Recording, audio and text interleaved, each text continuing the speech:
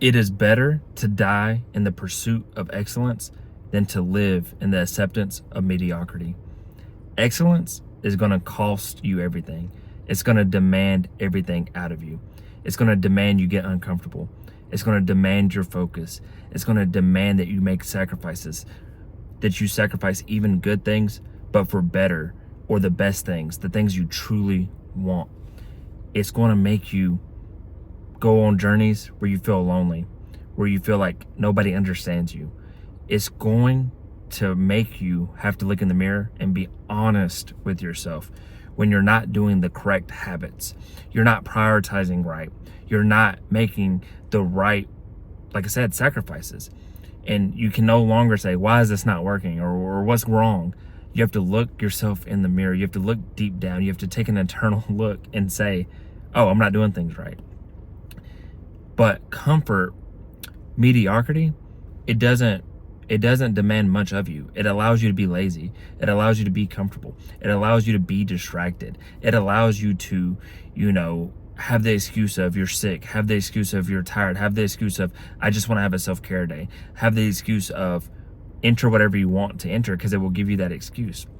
And it's not that you can never be those things, but when you're chasing excellence, there is going to be times where you're sick and you still have to show up. You still have to show up for the business. You still have to show up to the gym. You still have to show up for your family. You still have to show up for your friends. It can be anything. Same thing when you're tired. We're all tired.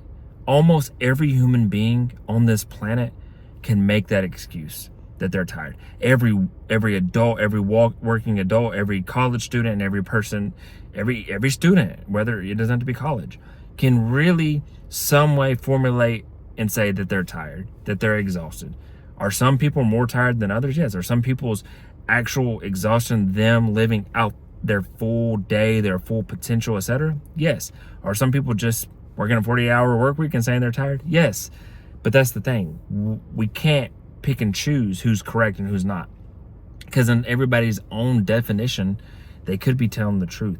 But if you want to be the best, you want excellence, which everybody's excellence is going to be living to your true potential, living up to your dreams, goals, and wishes.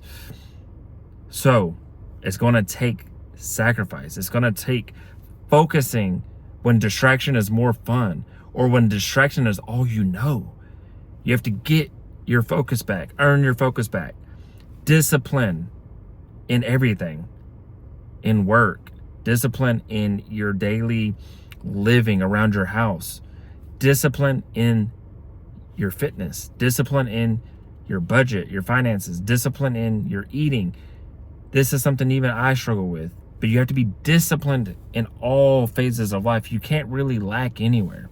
That's what gets people, because then it's easier to fail. It's easier to give yourself a day off or a time off.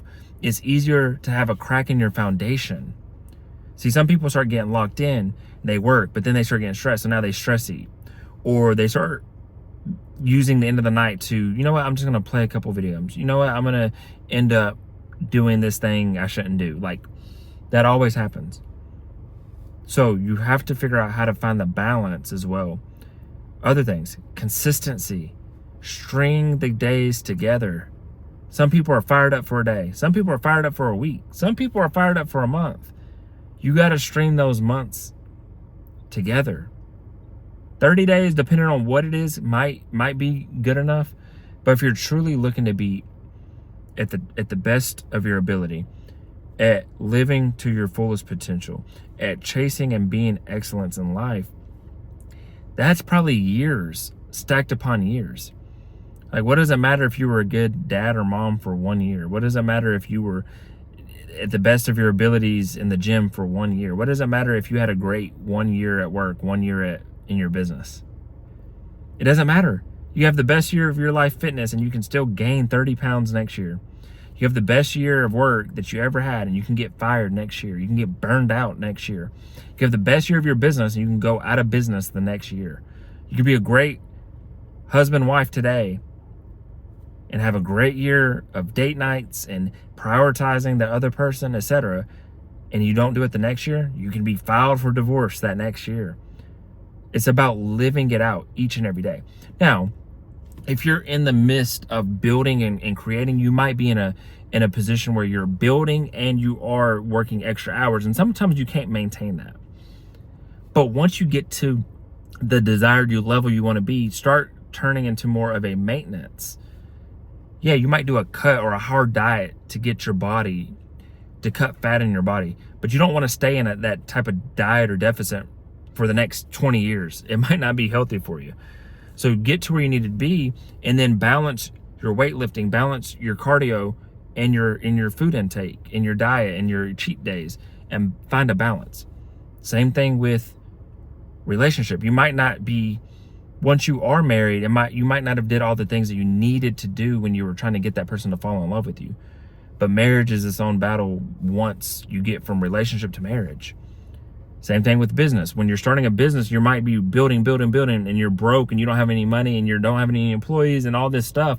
And then you get it to where, a success level, a level where it's like at least it's your full-time gig. You're not working a side job or a full-time job anymore. Now it's your main business. Prioritize it and keep it afloat. And obviously you still want to scale, but it might not be as hard as it was when you were building it from scratch from the beginning and it wasn't profitable. And so on. So, but once you get everything to a baseline, to a level where you want it to be, where you have a successful business that's making money, you have your body and your health in a way, where you want it from a body fat percentage, from a muscle level, from a whatever it might be, you dictate based on your health and fitness. And your relationship is where you want your relationship to be. Your spiritual walk is where you want your spiritual walk to be. Find the balance. But you're going to live that each and every year until you're no longer on this planet. If those things are truly meaningful today to you. So I don't believe in having a good year, a good month, a good week, a good day. You have to be consistent the rest of your life, honestly. Now, can you have a day where you have a cheat day and all this? Yes. But the majority of your week, the majority of your month, the majority of your year for in your life needs to get you, or it needs to keep you at that baseline level at the minimum. So I'm kind of going on a tangent here, but it is better to live a life like that. It is better to truly live and be happy. Are you not going to be happier if your physical body is healthier? Are you not going to be happier if your mental health is right? You're not having all these mental illness. You're going to therapy. You're doing the things that combat the negative thoughts, the negative feelings, the negative self-esteem and things like that. Are you not going to be better and happier if your mental health is in check? Are you not going to be happier if your relationship is thriving, is good, you and your significant other get along, y'all have fun, y'all have date nights, y'all aren't just arguing about money and not spending enough time together and things like that? Same thing with your kids. You're actually seeing your kids and spending time with your kids, helping your kids with their homework, helping their kids have fun and do stuff, play games, going to their sporting events, their musical theater events, whatever it might be. Building your finances, getting out of debt. Are you not going to be happier? Not being paycheck to paycheck, not having to put everything on credit cards and having bill collectors call you and send you things in the mail. Having a spiritual walk of whatever kind. Everybody has different beliefs. Everybody believes in different gods, or maybe you're atheist. That's fine as well. But at least believe in yourself if you're atheist. But like following your holy book, your holy scripture, your holy God, are you not going to be happier?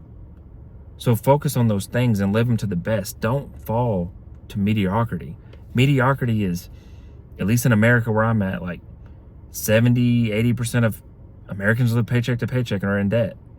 They don't have $500 in saving. The divorce rate's 60% plus. Everybody has mental illnesses now. Everybody's mentally unstable, or they have mental health issues that they battle, and so on. There's so many different other things. The single parent, how many kids are raised in a single parent home? All these things are problems, and all these things are average, and average is mediocre. So strive for excellence. Strive to be the best you can. Strive to live life at your fullest potential and make it happen. It's worth it. This was Consistency Day 481. I hope you got something from this message. If you did, I encourage you to like, share, comment, and subscribe for more. And other than that, I wish you all peace and blessings on the journey.